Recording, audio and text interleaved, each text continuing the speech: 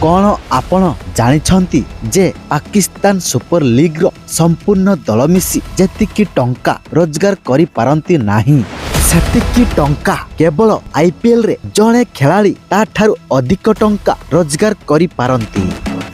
हाँ दर्शक बंधु, यह आपनकु निहाती आश्चर्य लागुथिबो किंतु यह सत्य अटे। दर्शक बंधु, गोटिए पटे पाकिस्तान रो सबुठारू बड़ टी20 लीग PSL एवं अन्य पटे विश्वर सबुठारू धनी cricket league Indian premier league. दर्शक बंधु, 3 तारीख रविवार दिन बाबर आजम को नेतृत्व रे पेशावर जालिम PSL 2026 final title जीतिछि। Babar Azam को दल फाइनल रे हैदराबाद किंग्स मैन को सहजरे परास्त करी ट्रॉफी उठाई थिले।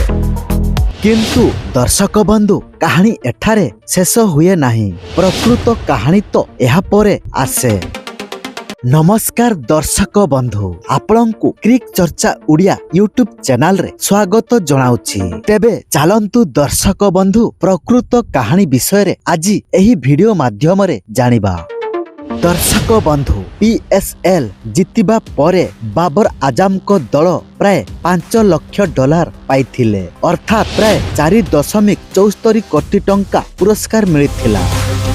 एबे प्रकृत आश्चर्य कथा शुणंतु दर्शक बंधु। जदियो बाबर आजम को दल 5 थर PSL जीते, तथापि तांकर मोट रोजगार प्राय 23.7 कोटी टंका हेबो। एबे आसंतु दर्शक बंधु, आईपीएल विषय रे जानिबा।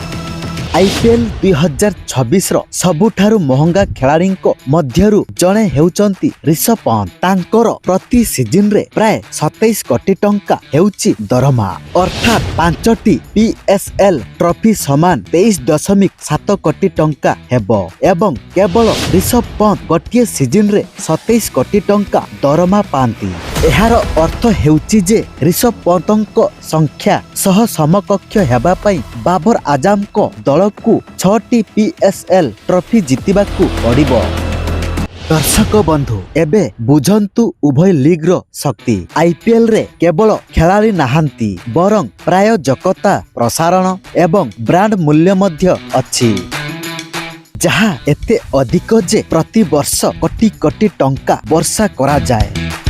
दर्शक बंधु, गत सीजन रे आईपीएल रो विजेता दल को 20 कोटी टंकार पुरस्कार राशि मिलिथिला, जहा PSL अपेक्षा प्राय 4 गुण अधिक अटे। तेबे एबे प्रश्न उठुची जे PSL केबे आईपीएल सहित समकक्ष होई पारिबो कि ना क्रिकेट जगत रे आईपीएल रो प्राधान्य जारी रहिबो। दर्शक बंधु, आपण कोन भाबुच, टंका अधिक गुरुत्वपूर्ण ना खेल प्रति आग्रह? आपनक मतामत कमेंट माध्यम रे निहाती जणाइबे। धन्यवाद।